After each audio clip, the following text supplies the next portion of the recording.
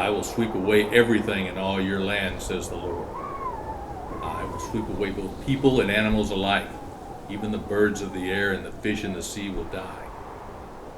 I will reduce the wicked to heaps of rubble along with the rest of humanity, says the Lord.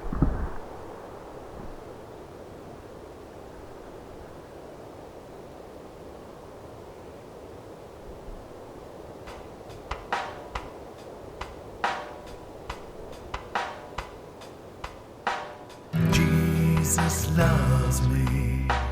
This When we started this project, I knew that there would be certain films that I would look at differently, certain films that I knew intellectually were waypoints for our company, points where our company either became a little bit more focused on its vision or a part where everything seemed more real.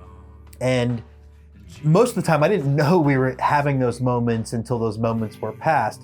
But I knew that going into Abram's Hand, we were gonna have one of those moments.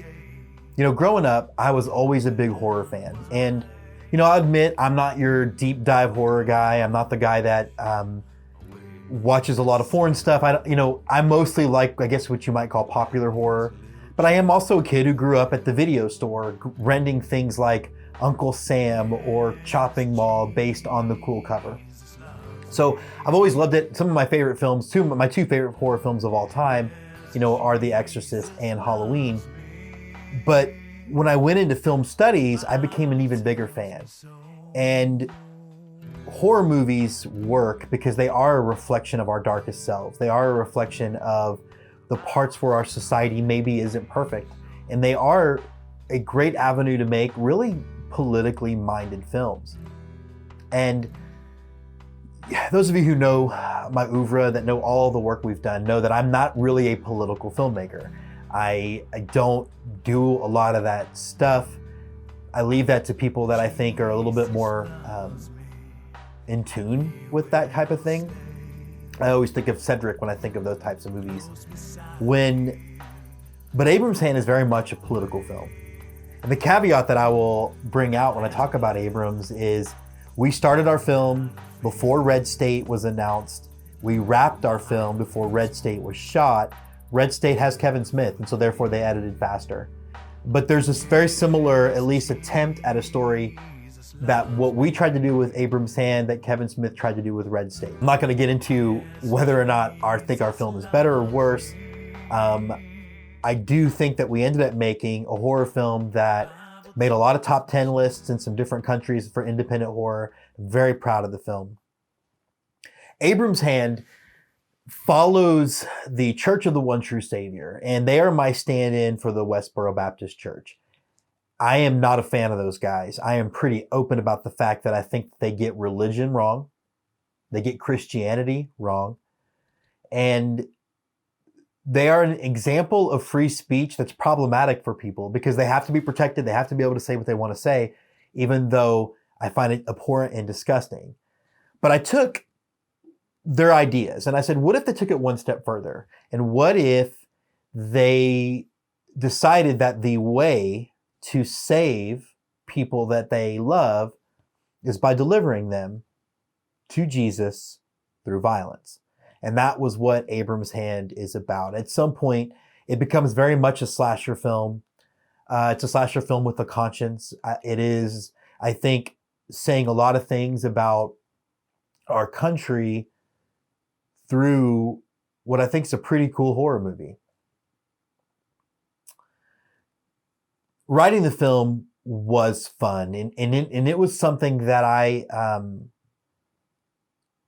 did a lot of research on, did a lot of very passionate, just diving into this world and what this world is like when you are so blinded by your beliefs that you can't help but hate people that are different.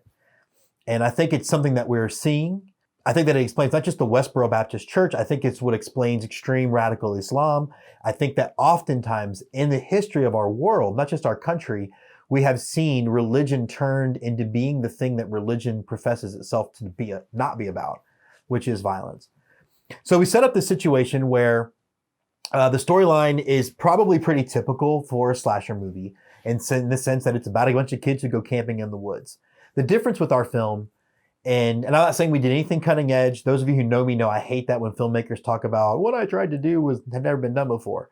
Look, kids in the woods getting stabbed and slashed and cut up, it's happened 1,000 times since Friday the 13th. So that part of it isn't original. The angle that we tried to take was one where we had all these kids who had grown up in this religion. They had grown up in this very insular small town in this faith where they were taught that brown people were bad and that gay people were evil. And all of these things that we know the Westboro Baptist Church professes. But most of them got out and they went to college and they went and lived in the real world for 3 or 4 years and saw that maybe their way of view wasn't the way the world sees things, and that maybe it should just be compartmentalized. And so they come back for this kind of reunion and then this like rite of passage in their faith. And at this point, they're doing it mostly to see friends. The problem is that one of their friends never left. And he is now deeply worried about their friends' souls, and he really wants to deliver them. And that part was played beautifully by Mark McCarver. The idea of working on a horror movie is really exciting. There's some deep, twisted part of us that kind of wants to go there. This was about much more than that, though, because it was a Texas film company. They were tackling this topic on American religious fanaticism in a horror movie, and that's what you want a horror movie to do. It's an exaggeration of a universal truth, and they had the guts to go after it back in 2010 when you were only really seeing examples of that in the most extreme little bubbles. But we're in Trump era right now, and there was something about Jim's script that was so prescient, and so in retrospect there's something kind of satisfying about that. And at the time it felt like it was about so much more than just putting on a great horror movie. Made it that much more special back then, and it makes it that much more special today. Again, I love Mark McCarver's performance in this film. And, we talked about the first, because it starts as a mystery where we don't know why these people are turning up dead. There is a sort of red herring in the group that everybody thinks it is. And then we get the scene where Mark makes himself known. And we talked about how to play this, and we basically came down to Jesus in the garden. We went back to the Bible and we talked about how Jesus had this moment, because Jesus was a man, had this moment of weakness where he said, God, I know that the plan is for me to have to die to save the world. And he had that moment of weakness where he asked to not have to, did it have to be him? And Mark, we went back to that. And I think that's where you get that honest portrayal of that moment where he has to essentially take somebody that he loves and deliver them. And I don't know, I've always been really impressed by Mark in that moment. I've been cursed to serve. I've got blood on my hands. Hosek.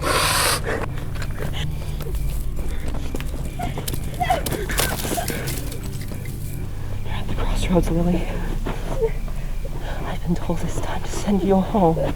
Billy Crane, is great in this movie, and he's scary and he's subtle and he's scary in that way where he's not overtly scary. Like he isn't, he's just very matter of fact. And I think that makes it scarier. And Billy's great because Billy's a Christian man. Billy is not, I'm Catholic. Billy is Protestant. And, I asked him, like, are you okay with playing this part? But Billy's also in law enforcement. And Billy said, I look at this character and I know there are people like him. And I look at this character like I would look at a bad police officer. it's a bad cop ruins the reputations of everyone. And so that's where I think he found the right headspace to play this part. Now, some of you may think that in this house is a grieving mama whose son is a hero. And you may want to put your arms around her to comfort her as a good Christian. But make no mistake, she's grieving because she's a sinner. She knows she's been punished. I got to play the Reverend Delphus. Now, you think it might be a good thing to play the Reverend, but this Reverend was bad. And I mean Jim Jones bad. I mean David Koresh bad. I mean Silence of the Lambs bad. That kind. So that was what I got to play, which was great for me, except it made me twist a little bit. I was law enforcement for 3 decades. So switching to a bad guy, an evil guy, was a little harder, even though I was around them a lot. Anyhow, I did it. I enjoyed it very much. I went back over and over again to work with Jim. Stephanie Dunbar has probably one of the most impactful moments in her career, but also in anybody's career in Twitchy Dolphin when it came to her death scene. She's so fantastic in the movie and really does a great job of bringing home that scene, and it's powerful to watch.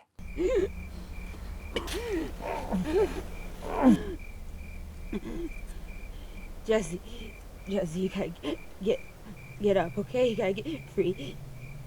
I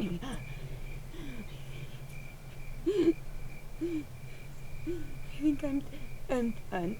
I can't feel anything.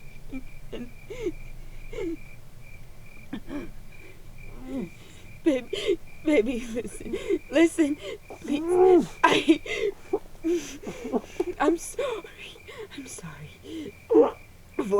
for not letting you tell your parents. I'm sorry. If I could undo that, I would. I'm really sorry for doing that.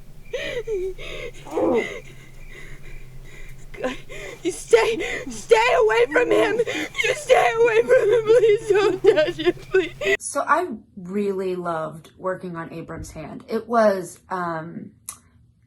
probably one of the first, if not definitely one of the first horror films or, suspense kind of films that I had ever been asked to be a part of. And so that was like a brand new genre for me to kind of explore and see what I could actually do in it. And what I came to find out was that creating films in that sort of category is extremely physically demanding. And I remember several days, not just myself, but the cast as well, just being physically exhausted by the time we were done shooting that day. Just, it was, most of the film was shot outdoors. Most of the film was shot in the woods. So it was a really great kind of bonding experience because there was, 6 or 7, I think maybe 6 or 7 people in the cast and, a dozen or so, maybe people total just out there in the woods, spending literally all day together. Exhausted. We were wearing the same costumes the whole time because it was all supposed to take place in like a 24-hour period. So the clothes were disgusting. It was so exhausting, but it was really, again, very fun, very challenging in a very different way for me that I hadn't really been challenged as an actor at that point in time. Most of the stuff that I had done up to that point in time was more, I mean, I kind of grew up doing theater, so I was used to the physical demands of performance, but most of the film work I had done up to that point was more emotionally challenging. So to do something that was like physically exhausting was a brand new experience for me, and was, I felt extremely rewarding. I loved working on Abram's Hand. Working on Abram's Hand was was awesome. I think it was my fifth or sixth film with Twitchy Dolphin, and I think one of my first feature films that I worked on, with a larger role within the company, and it was fun. It was challenging because it was in the cold. We had to be outside a lot. I learned a lot about. It's kind of a funny story about crying too early in a scene before the scene even, or before the situation is even revealed to the viewer. I started crying, and Jim, he was like, "Wait, hold on. It hasn't even happened yet, so you can't cry yet." So I had to. That's probably one of the funniest experiences I've had. One of the many experiences I've had with Jim and Twitchy and the whole crew is my screw ups in the moment, and just us laughing about it. It was always fun. It was always light. And I just loved it. I loved working on Abrams' Hand. I loved working with Twitchy on Abrams' Hand. And it was a great experience. It's a wonderful experience. You know, it had been a long day, and I was not normally usually that's the kind of mistake I would be like, well, this is funny, let's laugh about it. I'll be honest, Colby, and I apologize to you now. I was probably harder on you than I should have been. We had this church scene where I had to dress up as this church lady. And they had snakes on set. And I thought this one snake was amazing. It was a pink boa. I think it was called a rainbow boa or a coral boa. It really wasn't that long. It was really only about that long, maybe about that big around. And I decided that I was going to be one of the snake handlers, not knowing that Jim is scared to death of snakes. Snakes. Why did it have to be snakes? And I'm over talking to the lady that owns it, and I'm talking with this boa, and I'm holding the boa and, getting it comfortable with me. And, I've got my hair up and I'm playing around with it, and the snake starts crawling through my hair, and I've got a couple of pictures of me with the snake in my hair, and I walked up to Jim and I had the snake crawling through my hair. He totally just flipped out, runs off. And so I was like, Jim, what's wrong? Hey, come here, come talk to me. I need to talk to you. And he's like, no, get away. It was, it was hilarious. The first section that we shot was out in the woods, and it was a couple of weeks out in the woods, doing our best to create this, I think we shot the whole thing in 100 square yards of woods, but because of how thick it was, we were to make it feel like we were really far from. So we were never we were running lights through extension cords into the wood line. So it wasn't like we were that far away. Chris did a great job, I think, shooting this film with his team. He had to have a team this time. It wasn't just him, which I jokingly means he had to talk to people. But we borrowed the Jurassic Park moonlight concept in the sense that moon is everywhere in that movie. So we actually lit the trees, and that made it quicker for us to shoot at night, where we could look in any direction and not really have to do a bunch of moving with the lighting. So we basically, during the day, went and hung string lights all over sections of the wood line. And that way, again, we could turn the camera in any direction and still see. We shot almost the whole thing on Steadicams, which is not a indirect reference to Halloween or a subtle reference to Halloween. Years ago, this young lady was a vegetarian. Can you please tell the camera what you just ordered in your potatoes? Brisket. With a side of what? Chicken. Action. I got quail. It's that thing right here. I guess it's his feet or something. That was a lot of fun, and that was Twitchy Dolphin in a nutshell. Worked hard, played hard. Good time. The film was a pretty big festival success for us. Like I said, we ended up on a bunch of top 10 lists. It's a movie that we still have a reputation for today, which is super cool. And it was a movie that really, again, played a lot of places. Fell and cut my hand up into some barbed wire. Probably should have got a tetanus shot, but I didn't. But Abrams' Hand will always be one that I definitely look back on fondly. I think that the team really put out for that movie, and I think the results show up on screen. So before we wrap up talking about Abrams' Hand, I would be remiss if I didn't talk a little bit about Billy and Elizabeth Crane. I've known them for years. We met on a film before Snatch and Grab, I think, a movie that unfortunately never got finished. But in the time that I've gotten to know them, they have become surrogate parents. They have become surrogate siblings. They have become the place where Jessica and I will always turn if we really need something, if our backs are against the wall. They are, I think, they're two of the best people that I know. Billy and Elizabeth, it's impossible to put into words how much they mean to me, which is why I'm going to be awkwardly trying to do it here. But they're some of the most important influences in my life. Billy's one of the most important male figures that I've ever had. And I've learned more than I can say. And I hope that they know that about Jessica and I, how much we feel about them. And I hope that they realize what they truly mean to us. And so we love you guys. Be